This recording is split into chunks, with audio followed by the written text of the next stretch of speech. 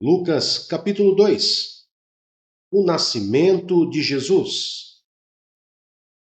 Naqueles dias, César Augusto publicou um decreto ordenando o recenseamento de todo o Império Romano.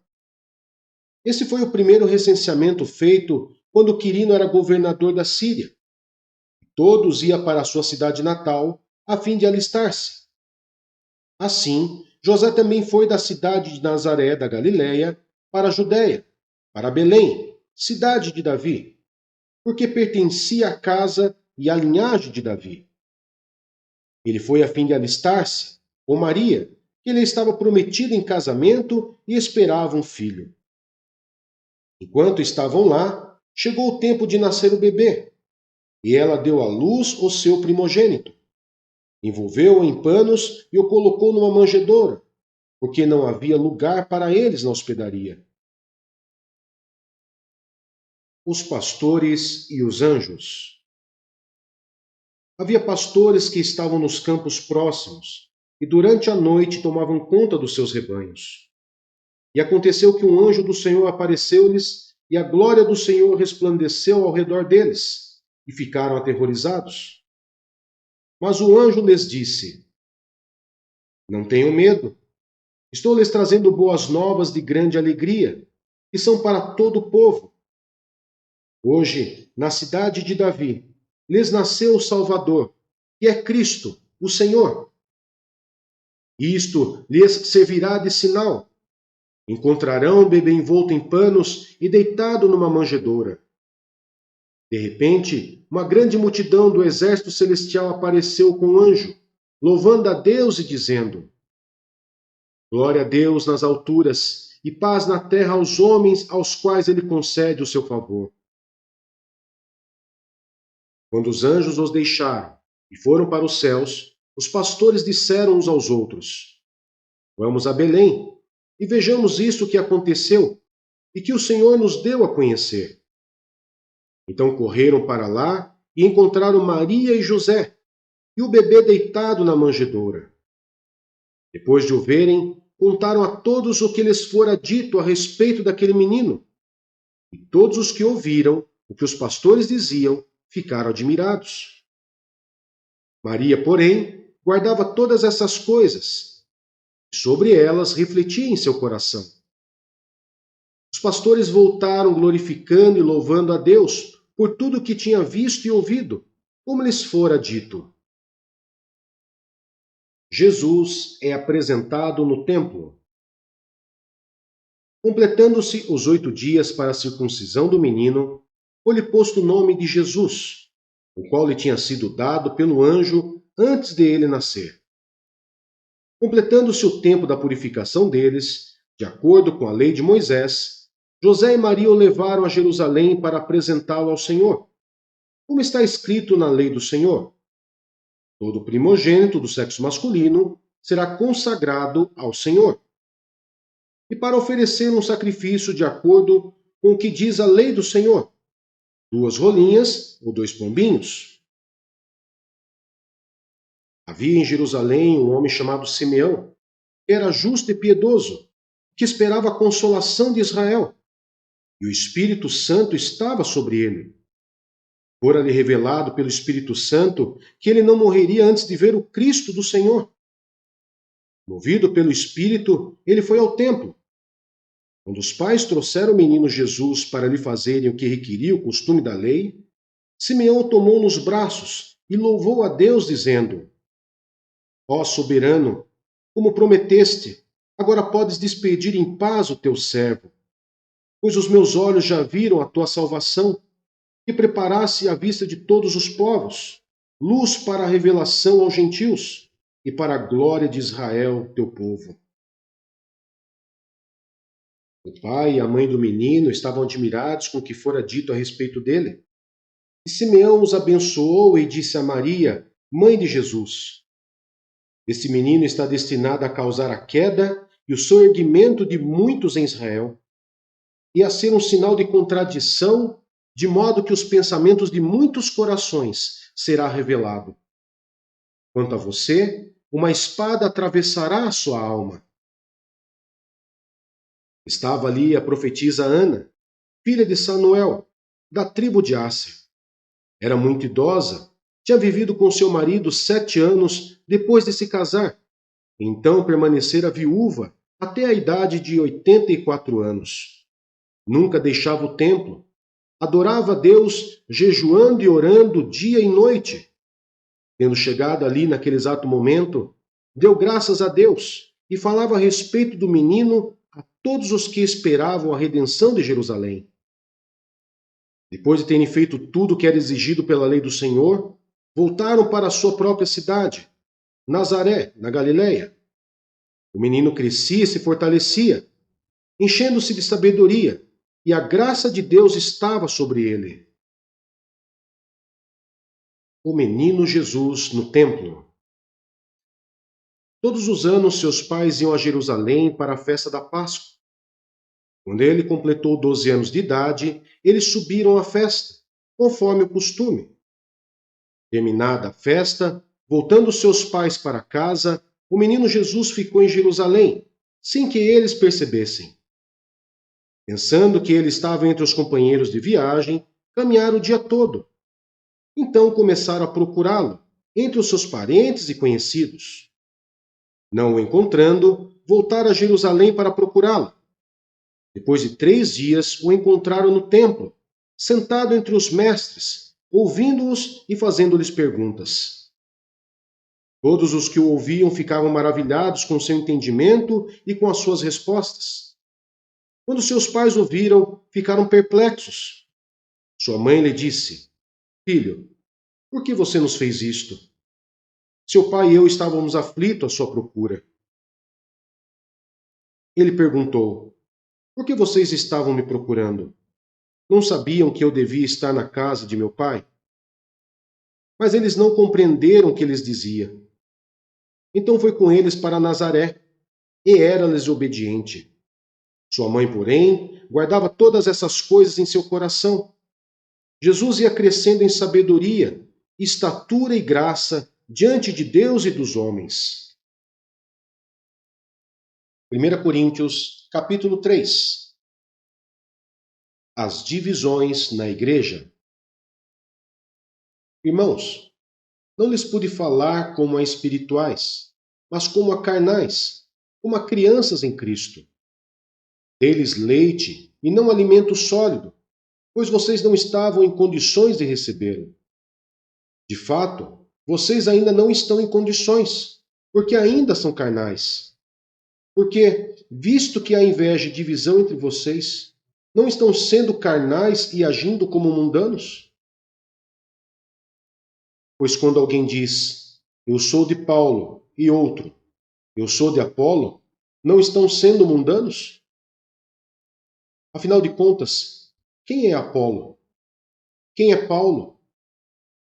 Apenas servos por meio dos quais vocês vieram a crer, conforme o ministério que o Senhor atribuiu a cada um.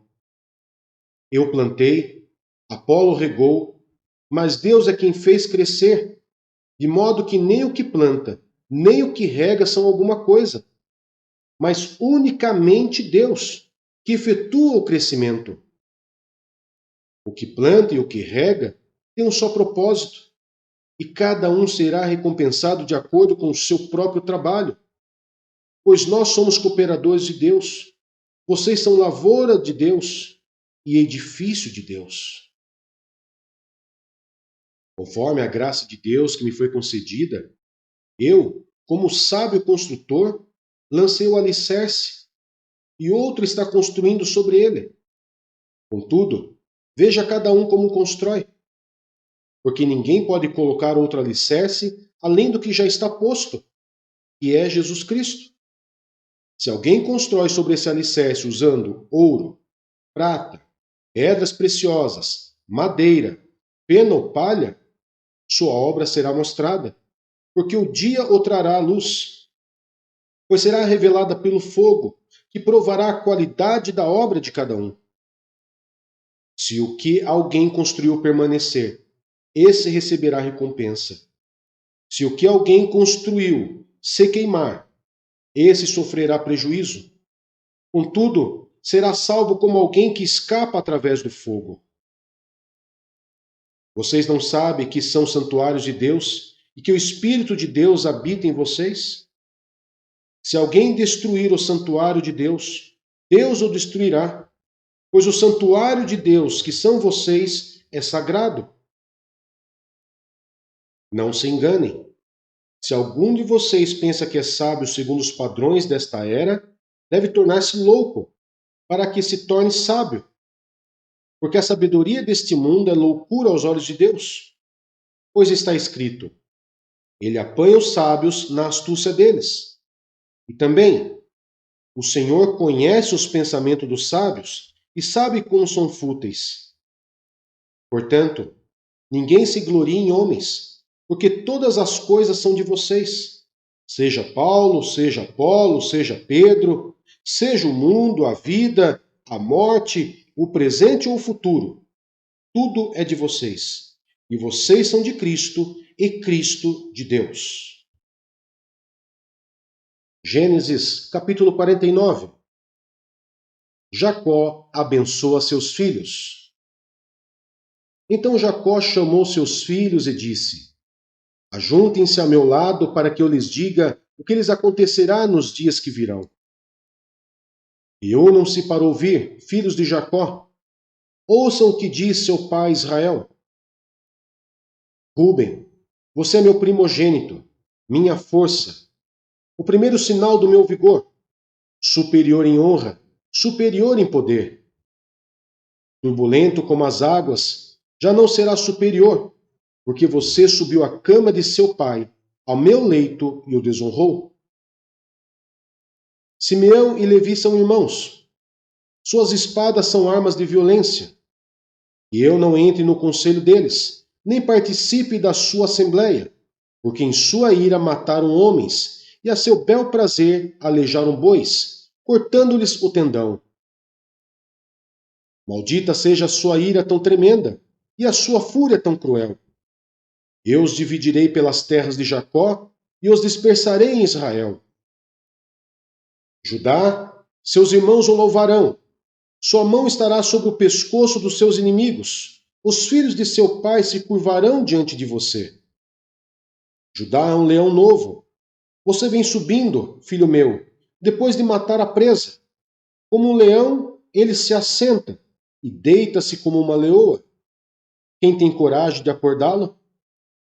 O cetro não se apartará de Judá, nem o bastão do comando de seus descendentes, até que venha aquele a quem ele pertence, e a ele as nações obedecerão.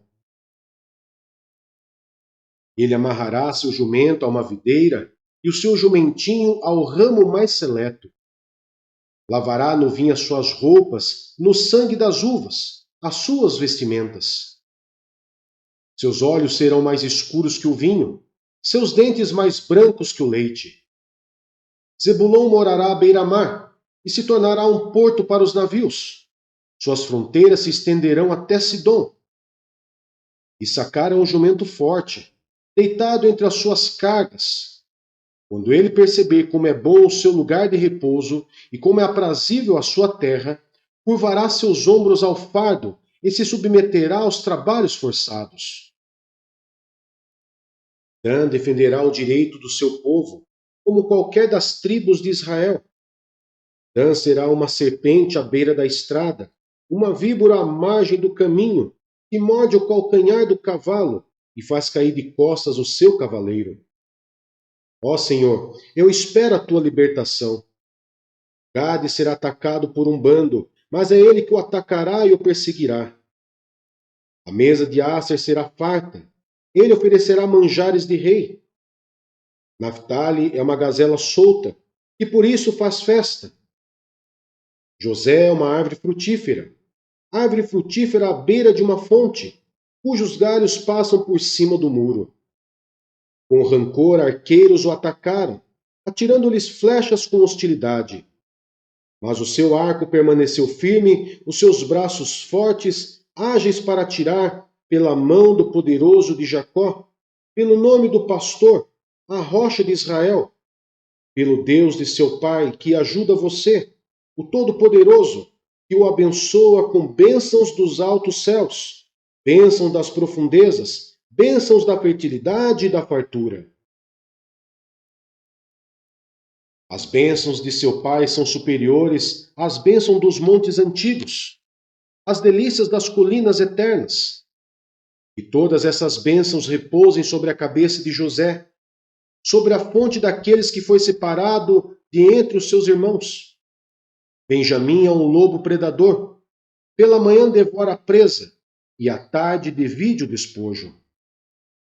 São esses os que formaram as 12 tribos de Israel. E foi isso que seu pai lhes disse, ao abençoá-los, dando a cada um a bênção que lhe pertencia. A morte de Jacó. A seguir, Jacó deu-lhes essas instruções. Estou para ser reunido aos meus antepassados.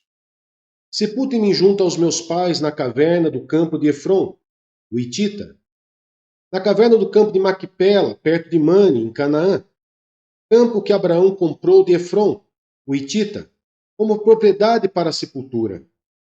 Ali foram sepultados Abraão e Sara, sua mulher, e Isaque e Rebeca, sua mulher. Ali também sepultei Lia. Tanto o campo como a caverna que nele está foram comprados dos hititas. Ao acabar de dar essas instruções a seus filhos, Jacó deitou-se, expirou e foi reunido aos seus antepassados. Jó, capítulo 15. Elifaz. Então Elifaz de Temã respondeu: Responderia o sábio com ideias vãs, ou encheria o estômago com vento? Argumentaria com palavras inúteis, com discursos sem valor? Mas você sufoca a piedade e diminui a devoção a Deus. O seu pecado motiva a sua boca. Você adota a linguagem dos astutos. É a sua própria boca que o condena e não a minha. Os seus próprios lábios depõem contra você. Será que você foi o primeiro a nascer? Acaso foi gerado antes das colinas? Você costuma ouvir o conselho secreto de Deus? Só a você pertence a sabedoria? O que você sabe que nós não sabemos? Que compreensão tem você que nós não temos? Temos do nosso lado homens de cabelos brancos, muito mais velhos que o seu pai. Não lhe bastam as consolações divinas e as nossas palavras amáveis? Por que você se deixa levar pelo coração? E por que esse brilho nos seus olhos? Pois contra Deus é que você dirige a sua ira e despeja da sua boca essas palavras. Como o homem pode ser puro? Como pode ser justo quem nasce de mulher? Pois se nem nos seus santos Deus confia, e se nem os céus são puros aos teus olhos, quanto menos o homem que é impuro e corrupto, e que bebe iniquidade como água. Escute-me, eu lhe explicarei. Vou dizer-lhe o que vi, o que os sábios declaram sem esconder o que receberam de seus pais. A quem foi dada a terra e a mais ninguém. Nenhum estrangeiro passou entre eles. O ímpio sofre tormentos a vida toda, como também o homem cruel nos poucos anos que lhe são reservados. Só ouve ruídos aterrorizantes. Quando se sente em paz, ladrões o atacam. Não tem esperança de escapar das trevas. Sente-se destinado ao fio da espada. Fica perambulando. É comida para os abutres. Sabe muito bem que logo virão sobre ele as trevas. A aflição e a angústia o apavoram e o dominam, como um rei pronto para atacar, porque agitou os punhos contra Deus e desafiou o Todo-Poderoso, afrontando-o com arrogância, com um escudo grosso e resistente. Apesar de ter o rosto coberto de gordura e a cintura estufada de carne, habitará em cidades prestes a arruinar-se, em casas inabitáveis, caindo aos pedaços. Nunca mais será rico, sua riqueza não durará, e os seus bens não se propagarão pela terra. Não poderá escapar das trevas, o fogo chamuscará os seus renovos, e o sopro da boca de Deus o arrebatará. Que ele não se iluda em confiar no que não tem valor, pois nada receberá como compensação. Terá completa paga antes do tempo, e os seus ramos não florescerão. Será como a vinha despojada de suas uvas verdes, como a oliveira que perdeu a sua floração, pois o companheirismo dos ímpios nada lhe trará, e o fogo devorará as tendas dos que gostam de subornar. Eles concebem maldade e dão à luz a iniquidade. Seu ventre gera engano.